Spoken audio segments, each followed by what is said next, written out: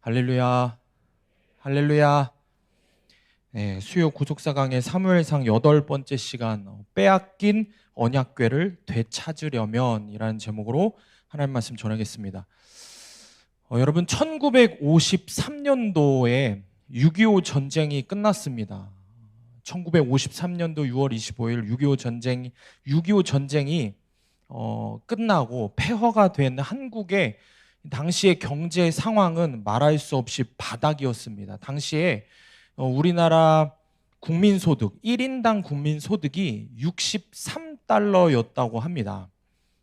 여러분, 그런데 이제 한 70여 년이 지난 지금 올해 1인당 국민소득은 그때보다 무려 470배가 넘는 3만 달러를 넘어섰습니다. 여러분, 이런 엄청난 성장이 가능했던 이유가 무엇입니까?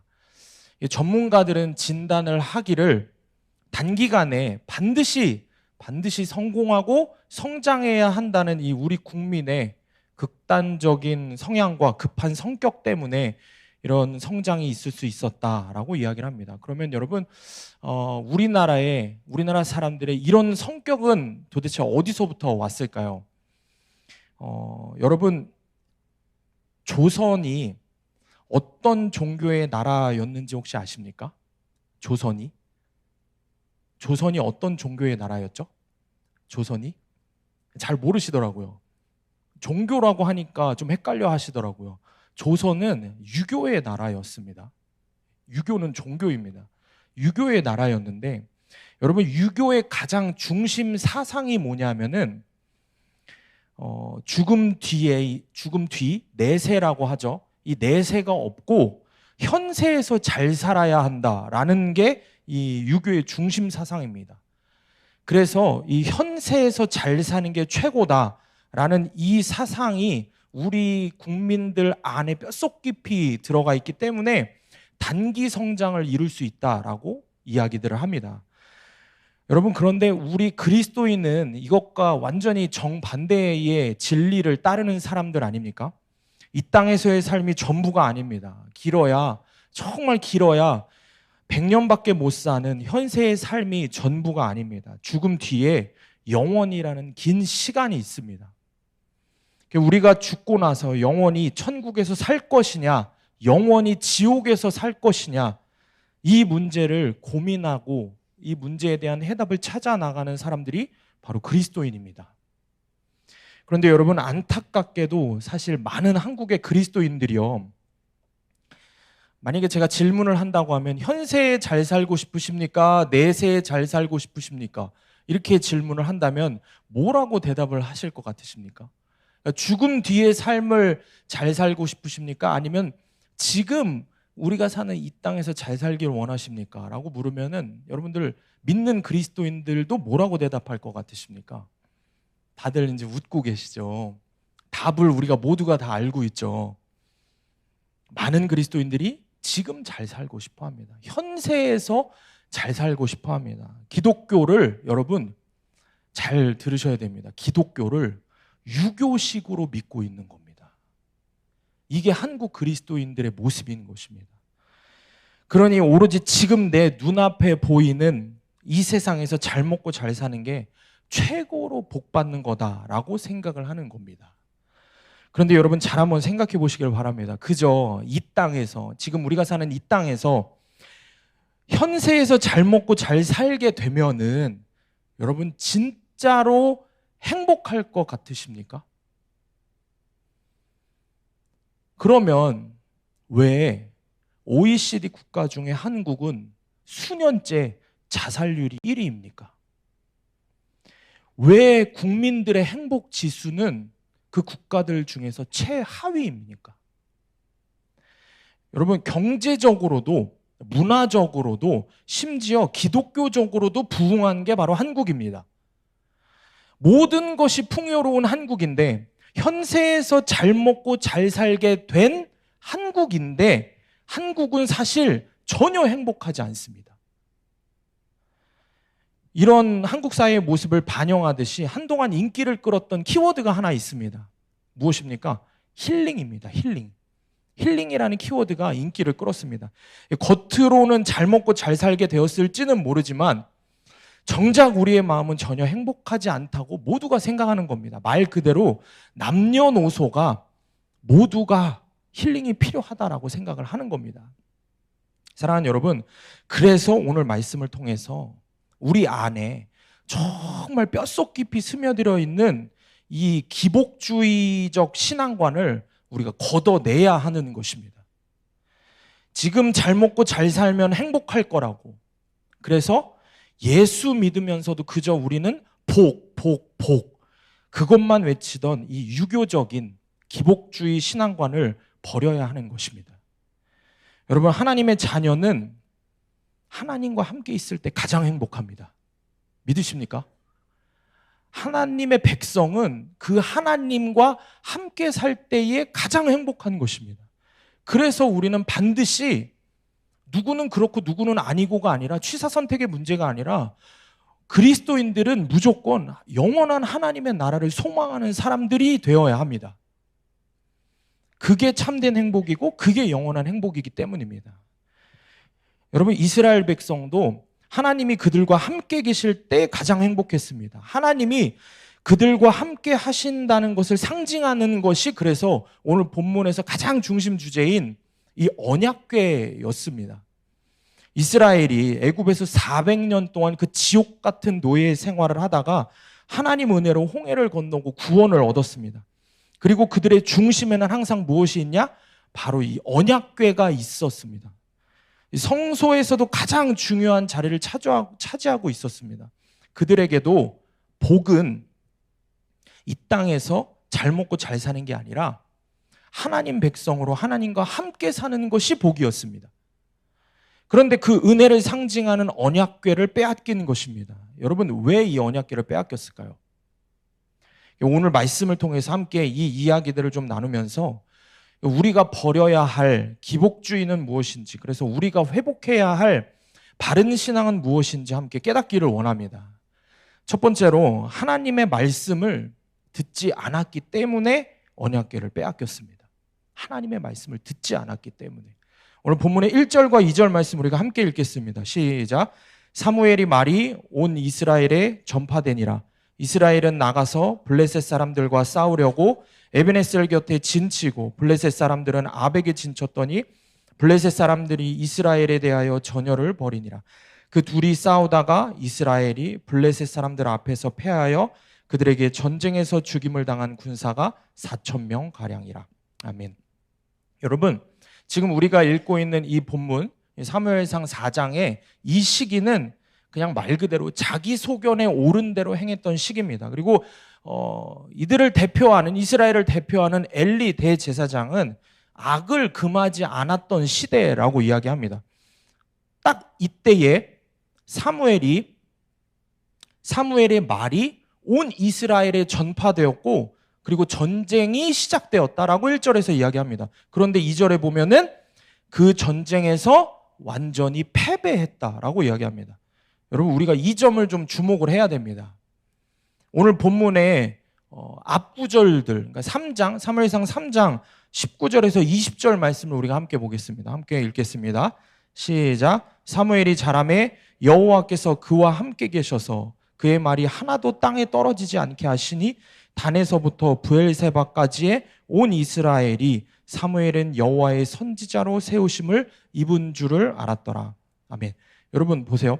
19절에서 보면은 하나님께서 사무엘에게 말씀을 하셨습니다.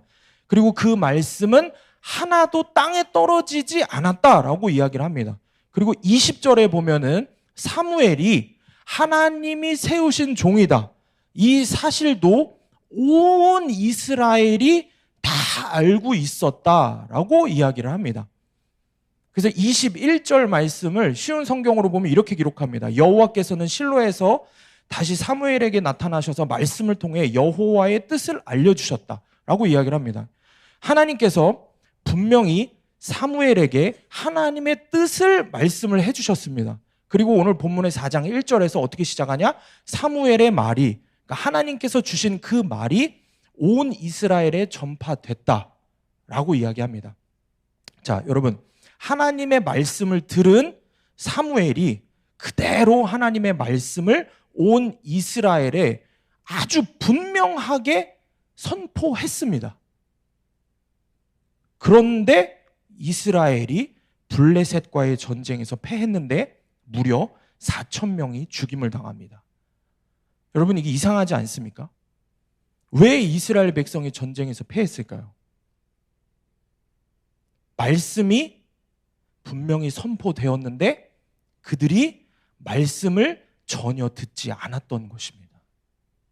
말씀이 분명히 하나님의 종을 통해서 선포되었는데 그들이 말씀을 따라서 행위를 돌이키지 않았던 것입니다. 그들은 오로지 엘리가 이야기하는 기복적인 말씀만 들었던 것입니다. 말씀을 좀 더 살펴보면 1절에서 이스라엘이 에벤에셀 곁에 진을 쳤다라고 이야기를 합니다. 여러분, 에벤에셀이 무슨 뜻입니까? 에벤에셀, 옷 만드는 기업이 아니죠. 의류 기업이 아니죠. 여러분, 에벤에셀이 무슨 뜻입니까? 하나님이 우리를 도우신다. 하나님 우리를 도우셨다. 도우신다. 도움의 손길, 도움의 돌, 이런 뜻을 갖고 있습니다. 여러분, 하나님의 말씀은 전혀 듣고 있지 않으면서 기복적인 가치관으로 요새와 같이 아주 이런 튼튼한 에벤에셀 그 곁에 진을 치고 있으면 반드시 하나님이 도와주실 거라고 무조건 이긴다고 하면서 전쟁에 나간 겁니다. 다시 하나님의 말씀은 정작 듣고 있지 않으면서 말입니다. 여러분, 블레셋이 그래서 적군인 블레셋이 진을 친 이 아벡이라고 하는 곳은 그 뜻은 견고한 힘이라는 뜻입니다. 그러니까 종합해 보면 내가 하나님을 믿고 전쟁을 하니 견고한 힘도 다 물리칠 수 있다는 겁니다. 이게 겉으로 보면요 정말 그럴싸해 보입니다. 그런데 그게 문제인 겁니다. 겉으로 정말 열심히 있고 거룩한 신앙인처럼 보이지만 속은 전혀 주님의 말씀을 듣지 않으면서 무조건 나 잘되게 해달라고 하는 우리와 똑 닮아 있는 것입니다. 이게 지금 이스라엘 백성의 모습인 것입니다. 이 전쟁에 여러분 대단한 장수나 무기가 등장하지 않습니다. 오직 에벤에셀의 하나님을 부르짖으면서 오직 하나님만 믿고 나간다라고 말은 하는데 참패를 하고 4,000명이 죽는 것입니다. 그러니 이스라엘은 이 전쟁에서 지고 나서 요즘 말로 하면 말 그대로 멘붕에 빠진 겁니다. 생각을 했을 겁니다. 하나님의 도우심을 믿고 나갔는데 왜 졌을까? 고민하고 의논하다가 결국에는 그들의 신앙의 상태가 여실히 드러나는 결정을 3절 말씀에서 하게 됩니다. 3절 말씀 우리가 함께 읽겠습니다. 3절 말씀 시작. 백성이 진영으로 돌아오매 이스라엘 장로들이 이르되 여호와께서 어찌하여 우리에게 오늘 블레셋 사람들 앞에 패하게 하셨는고 여호와의 언약궤를 실로에서 우리에게로 가져다가 우리 중에 있게 하여 그곳으로 우리를 우리 원수들의 손에서 구원하게 하자 하니. 다시 전투에 임하면서 이번에는 언약궤를 가지고 가자라는 결정을 합니다. 언약궤를 가지고 가자. 그러니까 하나님의 임재, 하나님의 인도하심을 상징하는 이 언약궤가 필요하다라고 결정한 겁니다. 여러분, 말씀을 잘 이해하셔야 됩니다. 흐름을. 지금 이스라엘의 모습은 전쟁에서 패하고 나니까 하나님을 의지하려고 하는 대단한 믿음을 보여주는 게 결코 아닙니다. 언약궤를 부적처럼 가지고 가는 결정을 한 겁니다. 여러분, 내가 예수님 믿으면 하나님께서 무조건 내 편 들어주실 것이라는 굳센 믿음이 우리에게 있습니다. 하지만 내가 최선을 다하고 기도하고 죄를 회개하고 큐티하고 적용까지 다 한 것 같아도 하나님께서 우리가 생각하는 대로 우리 편을 들어주시는 일은 거의 없습니다. 말씀을 따라 살면 더 그렇게 느껴집니다. 여러분, 예를 들어서 나에게 상처 주고 배신한 남편이 돌아오기를 기도하면서 내가 가정을 지키기 위해서 하나님 믿고 기도하니까 하나님이 내 편 들어주시겠지 생각할 수 있습니다. 그러나 내가 기도했더니 나갔던 남편이 돌아오고 자녀가 돌아왔다. 여러분, 이런 걸 우리는 응답이라고 생각하지만 사실 이런 게 응답이 아닙니다. 기도응답은, 진짜 기도응답은 내가 아무리 기도해도 내 뜻대로 되는 게 없다는 걸 깨닫는 게 응답입니다. 하나님이 나에게 속한 부적 따위가 아니라 내가 하나님께 속한 하나님의 자녀라는 거. 그래서 오늘도 기도를 통해서 내 뜻을 하나님 앞에서 굴복하는 거, 그게 응답입니다. 여러분, 내 뜻대로 기도했더니 내 뜻대로 안 돼서 결국 내 뜻이 완전히 꺾이는 거, 이게 참된 응답이라는 사실을 깨달으시기를 원합니다. 그런데 많은 그리스도인들이 내 뜻대로 응답이 안 되면 어떻게 생각합니까? 내 기도에 문제가 있다 생각을 해서 더 열심히 기도하고 막 더 열심히 성경을 보고 그럽니다. 그래서 지금 이스라엘 백성이 딱 그 마음으로 뭘 합니까? 언약궤를 전쟁터에 가져간 겁니다. 전쟁에 이기기를 기도했는데 한번 패하고 나니까 어떻게든 이기기 위해서 언약궤를, 그러니까 말 그대로 부적처럼, 급하게 부적처럼 하나님 언약궤를 들고 가는 겁니다. 싸움에 져서 쓰라림을 맛보고 하나님 더 열심히 찾는 것처럼 보일 수 있습니다. 그런데 여러분, 자세히 말씀을 우리가 살펴보면 언약궤를 가지고 가는 것까지는 이해가 되지만 3절 말씀을 보면은 여호와께서 어찌하여 우리에게 오늘 블레셋 사람들 앞에서 패하게 하셨는고? 라고 하는 이들의 모습을 보시기 바랍니다. 이게 뭡니까? 결국엔 모든 책임을 하나님께 돌리는 겁니다. 그러니까 뼛속 깊이 내 탓이 아니라 남 탓하는 100% 죄인의 모습을 그대로 보여주고 있는 겁니다. 4절 말씀 함께 읽겠습니다. 4절 말씀 시작. 이에 백성이 실로에 사람을 보내어 그룹 사이에 계신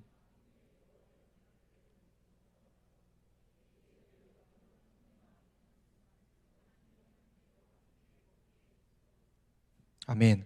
여러분, 이들이 하는 행동을 이제 계속 보십시오. 그러니까 점점 더 이제 가관입니다. 말 그대로.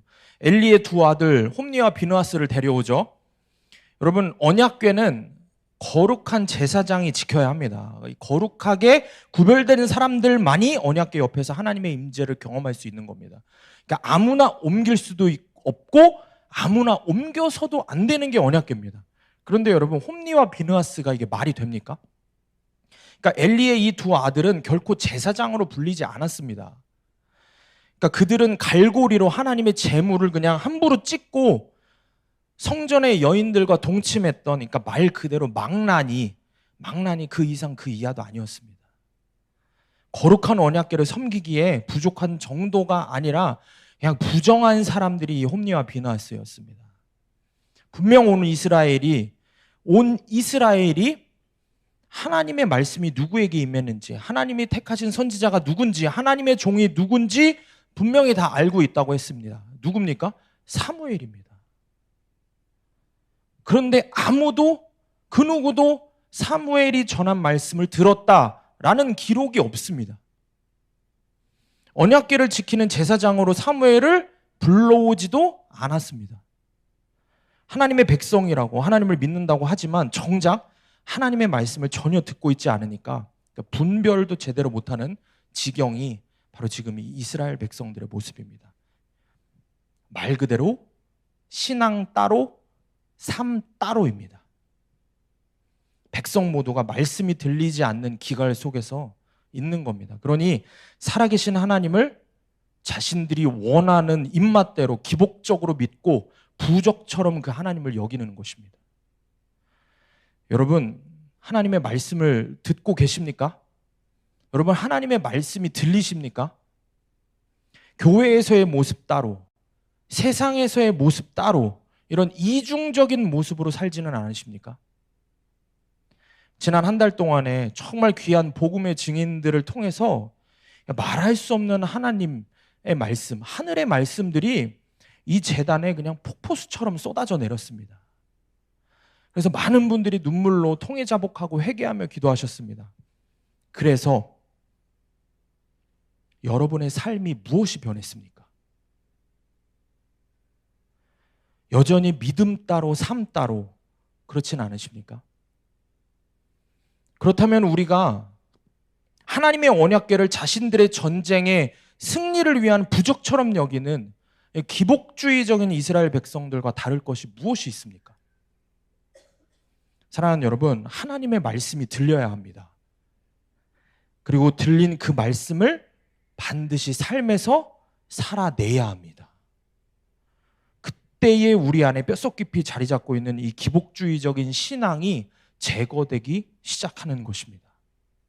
적용 질문입니다. 하나님의 뜻이 아닌 내 뜻을 성취하려고 기도하고 부적처럼 성경 말씀을 품고 다니고 문제를 해결하려고 헌금을 드리고 있지는 않습니까?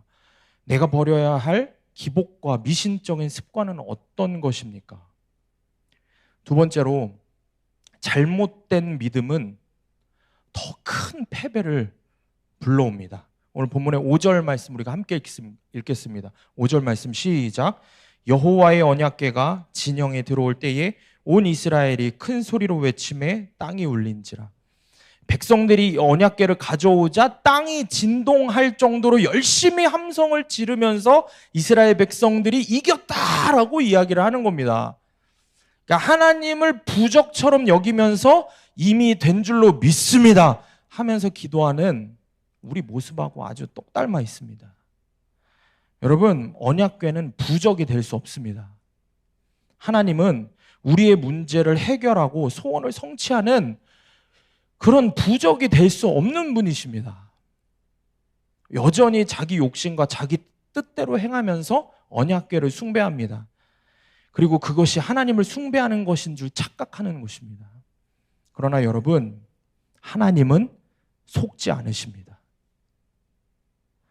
하나님은 믿기만 하면 무조건 사랑해 주시는 분이 아닙니다. 자신의 유익을 구하기 위해서 하나님을 이기적으로 이용하는 것을 참지 않으십니다. 언약궤가 블레셋에게, 적군에게 넘어가는 한이 있더라도 하나님은 만홀히 여김을 받으시는 분이 아니라는 사실을 기억하시길 바랍니다. 2014년도 겨울이 제 인생에서 그 어느 때보다 추웠던 겨울이었습니다. 2014년 겨울. 네. 저는 그렇습니다. 왜냐하면 아내와 함께 오랫동안 준비했던 미국으로 신학교를 유학하는 것이 완전히 좌절이 되었던 때이기 때문입니다. 20대 초반에 미국에서 드럼을 좀 공부하던 거를 이제 그런 걸 다 포기하고 아내하고 결혼을 하고 나서 이제 정말 주님 종으로 살아야겠다는 마음으로 주님을 위해서 다 내려놓고 미국의 신학교로 다시 유학을 가려고 했었습니다. 세상적인 부와 명예를 다 내려놓고 주님 위해서 살겠다고 하니까 당연히 주님이 나와 함께 하시겠지. 당연히 내 손에 하나님의 언약궤가 있다고 자부했습니다. 제게는 큰 비전이 있었습니다. 미국 최고의 신학교에서 정말 열심히 공부해서 정말 제대로 하나님께 쓰임받는 큰 종이 되고 싶었습니다. 그리고 미국 신학교에서 합격 통지도 받고 장학금까지 확정이 됐었습니다. 그런데 정말 아무 이유도 지금까지도 모릅니다. 이유도 모른 채 대사관에서 그냥 비자가 거부됐습니다. 그리고 미국 유학이 그렇게 하루아침에 그냥 물거품이 됐습니다. 유학이 좌절되고 나서 오랫동안 준비를 했던 건데 몇 날 며칠을 제가 먹지도 않고 제가 먹지도 않았다는 거 굉장히 큰 거죠. 입맛이 없어서 정말 먹지도 않고 정말 대사관에서 비자가 거부되고 나오던 그때의 그 순간을 잊지 못하는 게 옛말이 틀린 게 하나도 없는 게 하늘이 노래지더라 라는 게 무슨 뜻인지 정말 하늘이 노랗더라고요. 정말 어떻게 살아야, 나 이제 뭐 해야 되지? 어떻게 해야 되지? 이런 생각밖에 제 머릿속에 없었습니다. 몇 날 며칠을 먹지도 못하고 새벽에 나가서 기도를 한다고는 하는데 한마디도 말이 안 나오는 겁니다. 눈물도 안 나옵니다. 저는 왜냐하면 이게 도저히 이해가 되지 않는 거예요. 그렇게 일주일 정도를 멘탈이 완전히 나간 상태로 지내고 있었는데 어느 날 새벽에 주님이 제 안의 죄들을 그대로 깨닫게 하셨습니다. 그대로 드러내셨습니다. 내가 주님의 종이 되려고 한 게 아니라 유명하고 성공한 그런 목사가 되고 싶은 거였구나. 제 성공을 위해서 주님을 이용해 먹으려고 했던 제 마음이 그대로 드러났습니다. 제 손에 움켜쥐고 있던 그 언약궤를 오늘 말씀처럼 부적처럼 여기던 제 더러운 죄들이 드러나게 하셨습니다. 그리고 주님 앞에 꼬꾸라져서 기도하면서 제가 했던 고백은 주님, 죽을 죄를 지었습니다. 주님, 잘못했습니다. 용서해 주세요. 그러니까 회개하고 또 회개하고 또 회개하고 그렇게 하다가 결국에는 제 입술에서 나온 고백이, 주님이 보내주시면 어디든 가서 열심히 공부하겠습니다. 그렇게 기도했습니다. 그랬더니 정말 어디든 보내시더라고요. 그렇게 미국 유학에 완전히 좌절되고 정말 저 바다 끝에서부터 다시 시작하게 하셨습니다. 사랑하는 여러분, 하나님은 속지 않으십니다. 우리가 아무리 포장을 하고 괜찮은 척 해봐야 소용이 없습니다. 포장을 하면 할수록 더 드러나게 됩니다. 하나님 결코 속지 않으십니다. 나의 이익을 위해서 하나님을 이기적으로 이용하는 것을 결코 참으시지 않으십니다. 그러니 내가 만약 언약궤를 나의 성공을 위해 부적처럼 사용한다면 지금 당장 내려놓으시기 바랍니다. 주님이 말 그대로 징계의 회초리를 드시기 전에 말씀에 순종하는 저와 여러분이 되기를 원합니다. 오늘 본문의 6절부터 11절까지 말씀 우리가 함께 좀 읽어보겠습니다. 6절부터 11절 말씀 시작. 블레셋 사람이 그 외치는 소리를 듣고 이르되 히브리 진영에서 큰 소리로 외침은 어찌 됨이냐 하다가 여호와의 궤가 진영에 들어온 줄을 깨달은지라. 블레셋 사람이 두려워하여 이르되 신이 진영에 이르렀도다 하고 또 이르되 우리에게 화로다. 전날에는 이런 일이 없었도다. 우리에게 화로다. 누가 우리를 이 능한 신들의 손에서 건지리요. 그들은 광야에서 여러 가지 재앙으로 애굽인을 친 신들이니라. 너희 블레셋 사람들아 강하게 되며 대장부가 되라. 너희가 히브리 사람의 종이 되기를 그들이 너희의 종이 되었던 것 같이 되지 말고 대장부같이 되어 싸우라 하고 블레셋 사람들이 쳤더니 이스라엘이 패하여 각기 장막으로 도망하였고 살육이 심히 커서 이스라엘 보병에 엎드러진 자가 3만 명이었으며 하나님의 궤는 빼앗겼고 엘리의 두 아들 홈니와 비느하스는 죽임을 당하였더라. 아멘. 사랑하는 여러분, 내가 나의 행위를 바르게 하지 않고 믿음대로 될지어다 하다가 더 크게 망하고 언약궤까지 빼앗기게 되는 겁니다. 여러분, 말씀을 듣고 계십니까? 여러분, 하나님 말씀이 정말 여러분 삶에 들리십니까? 말씀이 들리면은 내 죄를 보고 돌이키는 적용을 하셔야 됩니다. 반드시 적용을 하셔야 됩니다. 나의 삶을 돌이키는 적용이 없이 그저 예배에 나와서 말씀 듣고 은혜 받아서 울면서 기도하고 돌아가서 이전과 똑같이 산다면은 내 신앙에 점점 더 큰 비참함이 찾아오는 것입니다. 이스라엘은 하나님을 수호신 정도로 여기면서 제대로 믿지 않고 있는데 오히려 여러분 이 말씀을 보면 비참한 게 블레셋이 전능하신 하나님을 알고 두려워합니다. 그들은 언약궤나 함성이 아니라 하나님의 능력을 두려워한 것입니다. 진짜 믿음은 블레셋에게 있는 것처럼 보입니다. 여러분 사실 다른 신을 섬기는 사람들이 그래서 더 무섭습니다. 그래서 다른 신을 섬기는 사람들도 하나님 믿는 사람을 얼마든지 이길 수 있습니다.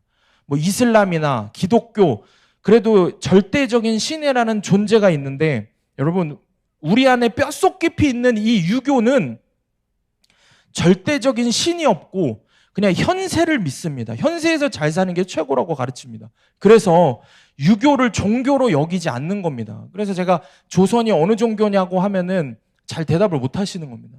유교를 종교라고 사실 생각을 안 하는 겁니다. 종교로 여기지 않고 그냥 좋은 사상쯤으로 여기는 분들이 많습니다. 근데 사실 유교처럼 무서운 종교가 없습니다. 그래서 한국 사람 대부분의 생각 깊은 곳까지 이러한 유교적인 기복주의가 큰 불편함이나 거부감이 없이 깊이 스며들어 있는 것입니다. 이런 유교의 무서움에 대해서 한국 사람의 뼛속 깊이 내재되어 있는 유교적 신앙이 얼마나 이 한국 그리스도인들에게 잘못된 신앙관을 만들게 하는지 한 교수님의 칼럼에서 이렇게 소개하고 있습니다. 제가 한번 읽어드리겠습니다. 유교의 가르침은 현실에서 인간관계를 잘하라고 인의예절을 강조하고 부모, 형제, 부부관계에 대한 공부를 많이 시킵니다. 위계질서를 강조하고 가족관계가 우상이 되며 직장에서도 상하관계를 중요시하고 교회 안에서도 직분에 대해 우대받는 것이 있습니다. 믿음보다는 계급으로 평가하는 것이 전부 유교적인 개념입니다. 이게 무서운 내용이죠. 조선왕조의 몰락으로 신분과 계급이 무너지자 모두가 평등해졌습니다. 그러니 동료에게 뒤처져서는 안 된다는 강박관념이 생겼고, 그런 강박이 일에 대한 무한한 동기부여의 원천이 되어서 결국 우리나라 경제 규모는 전 세계 10위권 안에 들어가게 되었습니다. 그러나 지금은 불행한 나라, 자살률 1위의 나라가 되었습니다. 나와 같은 위치였던 사람이 나보다 잘 되는 것을 보고 비교 불행을 느껴 자살 충동을 느끼는 것입니다. 절대적인 불행으로 자살을 하는 사람은 없지만 비교 불행으로 자살하는 사람은 많습니다. 여러분, 이게 딱 지금 우리 사회의 우리의 모습 아닙니까? 너무 이해가 되죠. 이런 식으로 우리가 신앙을 받아들이고 예수님 믿고 기독교를 받아들이는데, 유교적인 입장으로, 그런 뼛속 깊이 내재되어 있는 유교적인 사상으로 그렇게 우리가 신앙생활을 하고 있는 겁니다. 사랑하는 여러분, 그래서 우리 안에 이런 유교적 가치관이 깊이 녹아 있습니다. 그래서 나보다 힘든 사람이 간증하잖아요. 나보다 어렵고 좀 힘든 사람이 간증하면은 진짜 눈물 흘리면서 은혜를 받는데, 나랑 비슷한 사람, 나보다 잘난 사람이 간증을 하기 시작하면 어떻습니까? 시기 질투가 쏟아져 나옵니다. 듣기 싫습니다. 자랑질하고 있다고 그럽니다. 듣기 싫은 겁니다. 왜 그렇습니까? 우리 안에 비교 의식이 있기 때문입니다. 무조건 성공해야 한다는, 이 현세에서 성공해야 한다는, 그 성공을 꼭 내 눈으로 똑똑히 봐야 된다는 그 생각이 우리 안에 있기 때문입니다. 그 비교 의식이 사라져야 됩니다. 남보다 잘 되고 싶기 때문에 예수 믿으면서도 끊임없이 복하는 기복신앙이 사라지지 않는 겁니다. 그런데 그렇게 하나님을 마치 내가 필요한 행복을 만들어주는 그런 요술램프의 지니처럼 여긴다면, 여러분, 그 끝이 어떻게 됩니까? 4,000명에서 끝나지 않습니다. 3만 명이 죽는 징벌을 받게 됩니다. 하나님 징계가 있기 전에 스스로 돌이키는 저와 여러분이 되기를 원합니다. 주님 말씀이 들리는 저와 여러분이 되기를 원합니다. 적용 질문입니다. 언약궤를 빼앗기고 3만 명이 죽은 것 같은 패배의 사건이 나에게 왔습니까? 그토록 기도하고 말씀을 묵상했는데 원하는 것이 이루어지지 않아서 낭망하고 있습니까? 무조건 복받기를 원하는 기복신앙과 미신처럼 믿는 잘못된 신앙 습관을 버리라고 하나님께서 주신 경고의 사건임을 알고 있습니까? 마지막으로, 그래서 이 언약궤를 되찾으려면 하나님을 알고 하나님의 목소리를 들어야 합니다. 전쟁에서 졌기 때문에 여러분 언약궤를 뺏겼습니다. 이게 언약궤를 빼앗겼다는 것은 사실 모든 걸 다 잃어버리는 것입니다. 그럼 이제 어떻게 해야 되겠습니까? 무엇을 해야 되겠습니까? 고린도후서 12장 14절에 이렇게 기록합니다. 내가 구하는 것은 너희의 재물이 아니요 오직 너희니라. 어린아이가 부모를 위하여 재물을 저축하는 것이 아니요 부모가 어린아이를 위하여 하느니라. 전쟁에서 패하고 언약궤를 빼앗긴 이스라엘에게 하나님이 내리시는 처방입니다. 너희가 나를 위해 뭔가 해준다고 하지만 그게 아니라 내가 너희를 위해 해주는 것이다 말씀을 하십니다. 호세아서 6장 6절에 이렇게 말씀하십니다. 하나님의 뜻입니다. 나는 인애를 원하고 제사를 원하지 아니하며 번제보다 하나님을 아는 것을 원하노라. 사랑하는 여러분, 우리는 어떻게 해서든지 기도하고 헌금을 드려서 하나님을 만족시키고 내가 원하는 것을 얻어내려고 합니다. 하지만 하나님께서 원하시는 것은 그런 것이 아니라고 하십니다. 우리는 새벽 기도하고 헌금 드리고 성경 보면서도 행위는 전혀 바꾸지 않고, 행위는 전혀 하나님이 원하시는 대로 바꿀 생각이 없습니다. 하나님의 말씀을 듣고 하나님의 원하시는 대로 사는 것이 중요합니다. 그래서 하나님이 원하시는 것은 껍데기만 있는 제사가 아닙니다. 하나님이 원하시는 것은 새벽기도, 헌금, 큐티 이 자체가 아닙니다. 하나님이 원하시는 것은, 하나님 정말 원하시는 것은 우리가 하나님 아는 것을 원하십니다. 번제만 드리지 말고 하나님 음성을 들으라고 하십니다. 하나님 말씀을 듣고 그 말씀대로 좀 살라는 것입니다. 여러분, 그토록 악을 행하면서 이 언약궤만 들고 전쟁터에 나가면 뭐합니까? 여전히 죄를 지으면서 예배드리고 헌금하면 뭐합니까? 그러니 우리는 이런 마음으로 하나님 앞에서 기도하면서 하나님 외에 다른 것을 달라고 끊임없이 기도합니다. 새벽 기도에 와서도 하나님 말고 제발 다른 거 달라고. 하나님 말고 돈 주세요. 건강을 주세요. 내 자식들 잘 되게 해주세요. 이렇게 우리는 기도합니다. 그렇게 우리는 주세요, 주세요 해서 원하는 것을 받으면 여러분, 그게 응답입니까? 여러분, 우리는 그래서 하나님 자체가 상급이다 라는 말을 싫어합니다. 하나님 한 분으로 만족해야 한다라는 이 말을 와닿지가 않습니다. 이것도 필요하고 저것도 필요하고 다 필요한데 하나님도 필요한 겁니다. 이게 바로 하나님을 만홀히 여기는 겁니다. 하나님 말고 다른 것을 달라고 때를 부리면서 기도를 하는 것입니다. 하나님만으로는 결코 만족할 수 없는 겁니다. 그게 우리의 신앙입니다. 제가 이 말씀을 준비하면서 기복, 우리 안에 정말 뿌리 깊이 내려있는, 뼛속 깊이 있는 기복주의에 대해서 기도를 하고 묵상을 하면서 사실은 이 내 마음 안에, 나의 마음 안에도 정말 이 말할 수 없는 기복적인 마음이 넘쳐나는구나라는 거를, 제가 유학이 좌절되고 그렇게 하나님한테 두드러 맞았으면서 그렇게 바닥부터 다시 올라가게 했는데도 불구하고 또 그걸 그냥 잊어버리고 또다시 하나님을 이용해 먹으려고 하는 제 죄를 보게 됐습니다. 제가 이제 수련목 마지막 연차입니다. 내년이면 이제 내년 초가 되면은 안수를 받습니다. 그러면 이제 이 시기에 이제 8월이죠. 이 시기를 지나면서 같은 수련목 연차들끼리 많은 얘기를 합니다. 뭘 얘기하겠습니까? 다음 사역지 어떻게 할 거냐. 보통 이제 사역지를 많이 옮깁니다. 그런 이야기들을 많이 합니다. 어떻게 할 거냐. 뭐 알아보고 있냐. 개척을 할 거냐. 뭐 단독을 나갈 거냐. 어디 부목을 갈 거냐. 뭐 이런저런 이야기들을 합니다. 제가 이제 내년이면 40입니다. 그렇게 안 보이시죠? 그렇게 보이시죠? 네. 더돼 보인다는 애들도 있더라고요. 내년이면 이제 40인데 그냥 말 그대로 처자식에 대한 걱정도 있고 주변에서 이제 또 도움을 주시고 조언해 주시고 하는 선배 목회자들이 있으신데 뭐 이런 분들이나 아니면 주변의 동료들도 계속해서 많은 걱정을 해주고 이야기를 해주고 말을 합니다. 어느 순간에 제가 제 상황과 환경을 보면서 앞으로의 목회에 대한 생각과 걱정을 하면서도 그리고 한편으로는 굉장히 기대를 하고 있더라고요.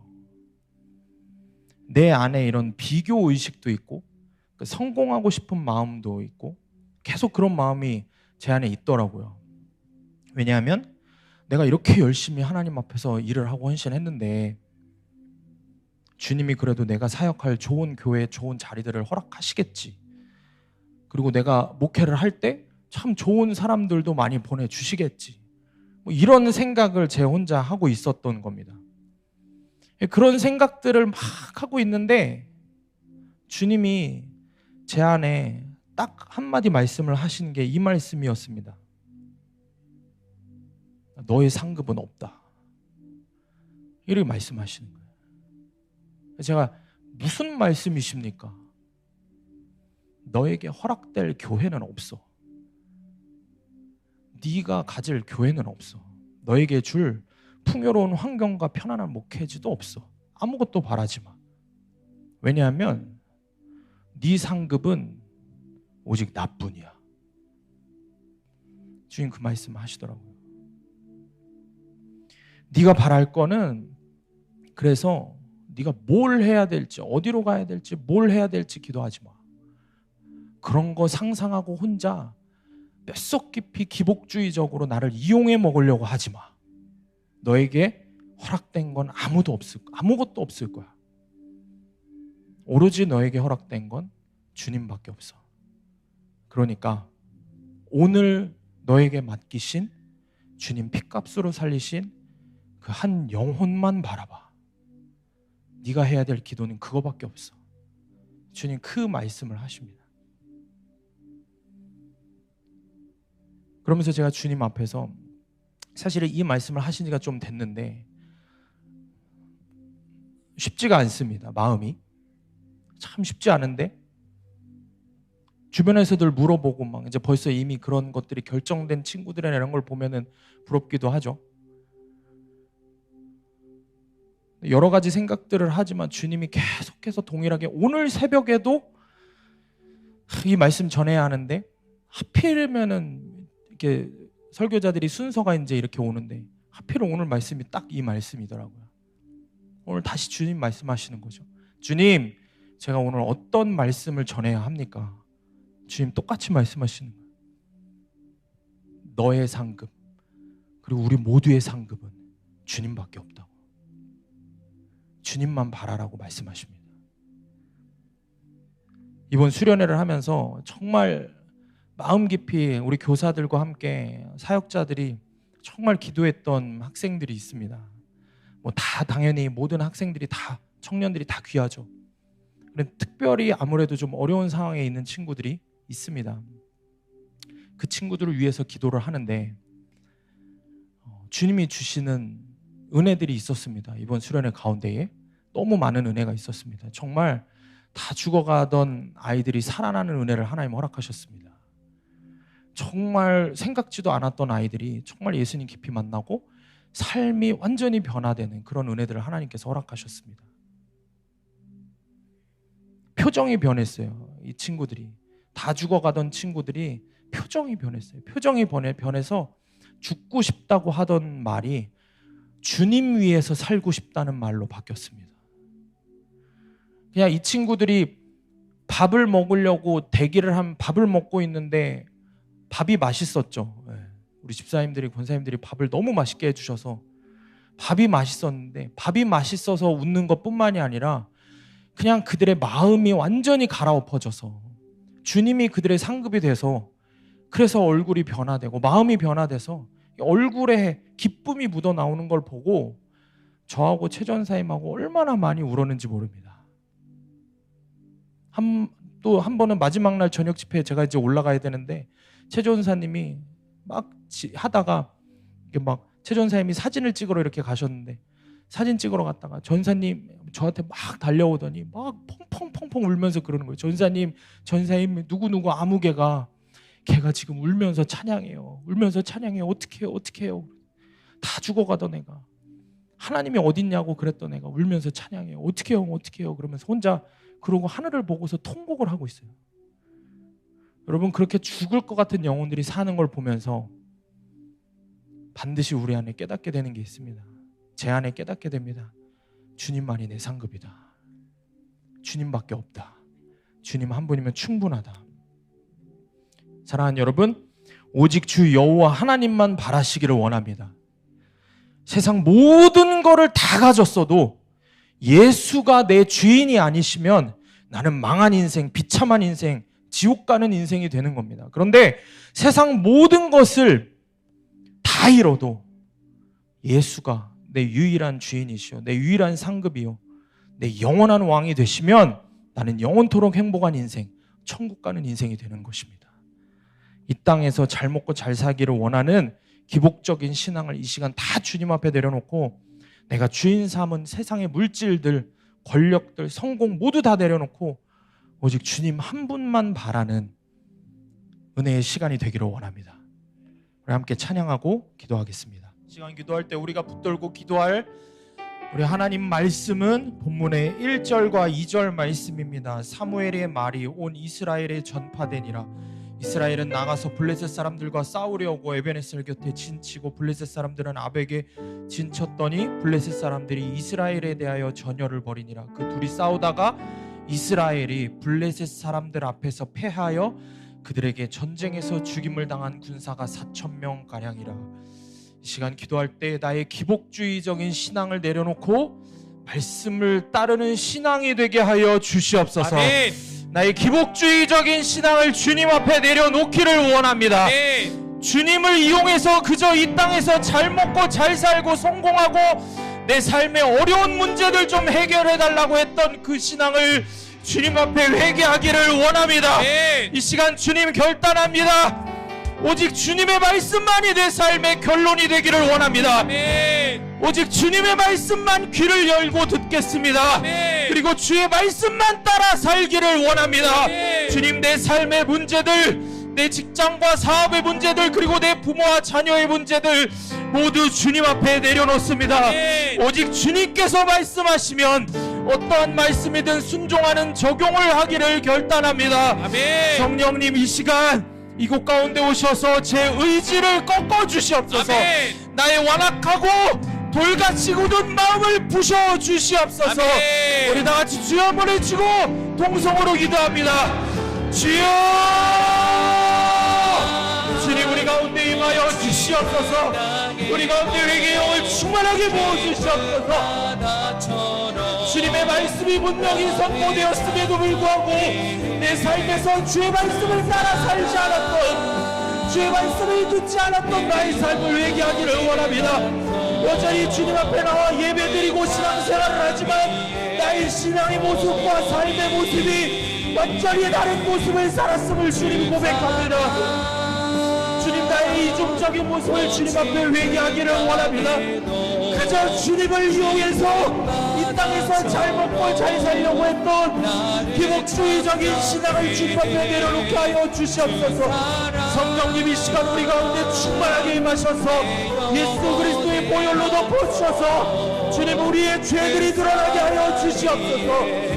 나를 위해서 십자가에서 죽으신 예수 그리스도를 바라보며 내 가슴을 치며 주님 앞에 회개하게 하여 주시옵소서. 주님을 나의 구주로 모시게 하여 주시옵소서. 주님만으로 충분한 삶이라고 고백하게 하여 주시옵소서. 이 땅에서의 삶이 아니라 하나님의 나라를 꿈꾸며 살게 하여 주시옵소서. 기복적인 신앙을 내려놓게 하시고 오로지 주님만을 바라며 주님의 나라를 갈망하며 살게 하여 주시옵소서.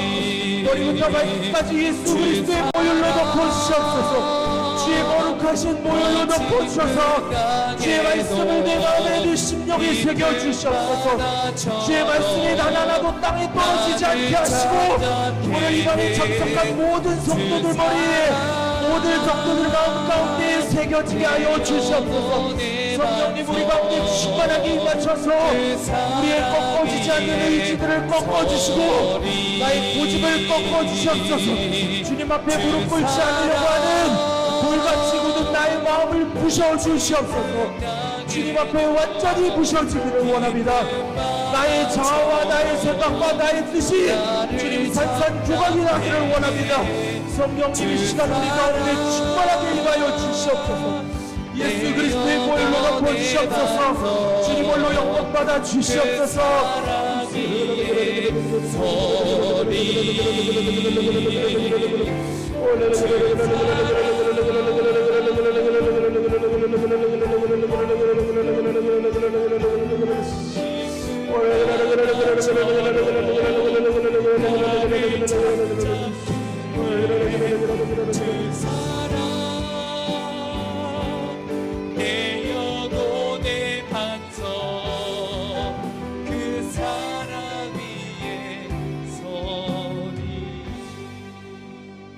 다시 한번 기도하겠습니다.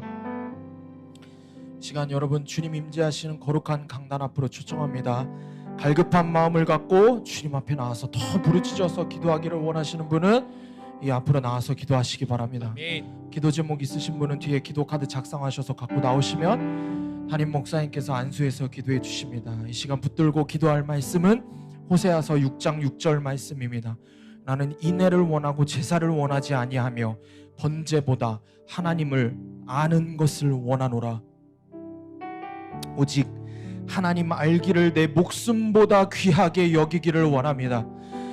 주님만이 내 유일한 상급이 되시기를 원합니다. 아멘. 주님만이 내 주인이요 내 구원자요 나의 영원한 왕이 되시기를 원합니다. 아멘. 그리하여 주님 한 분만으로 만족하는 삶이 되게 하여 주시옵소서. 아멘. 이 시간 또한 내 가정을 위해서, 공동체를 위해서 우리가 함께 부르짖어 기도합니다.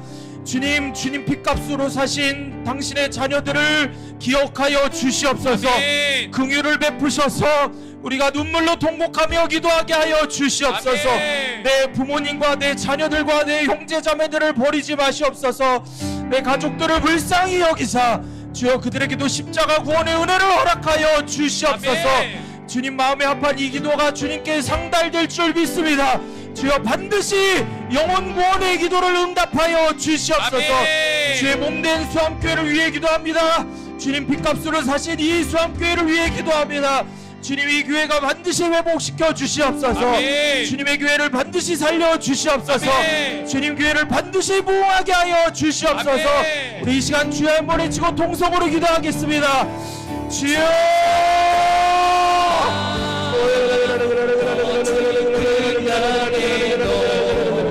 깊은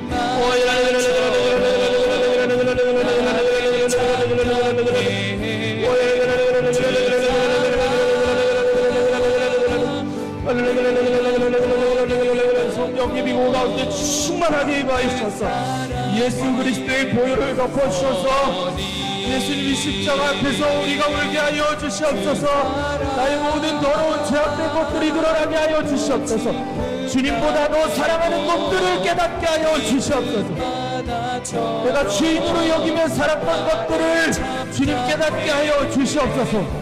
주님만이 내 상급이 되게 하여 주시옵소서. 예수님 한 분으로 충분한 삶이 되게 하여 주시옵소서. 오직 주님이 나의 주인이시오, 나의 구원자이시오, 나의 영원한 왕이 되어주시기를 원합니다.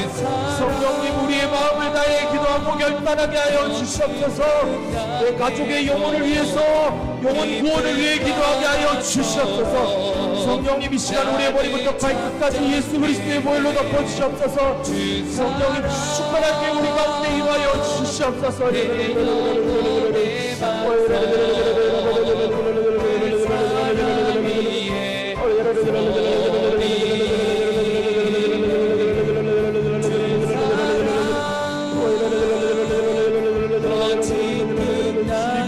충만하게 임하여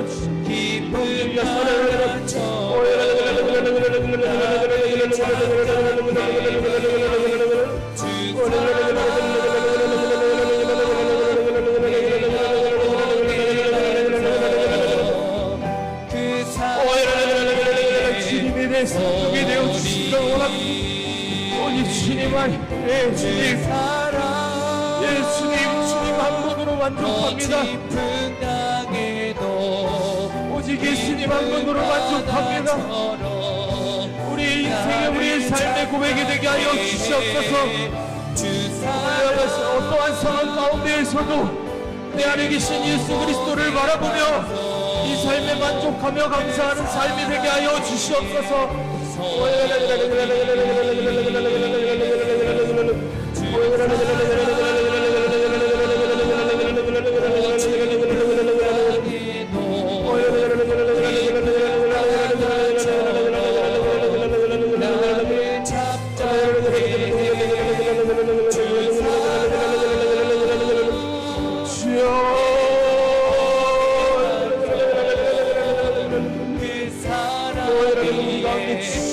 충만하게 임하여 주시옵소서.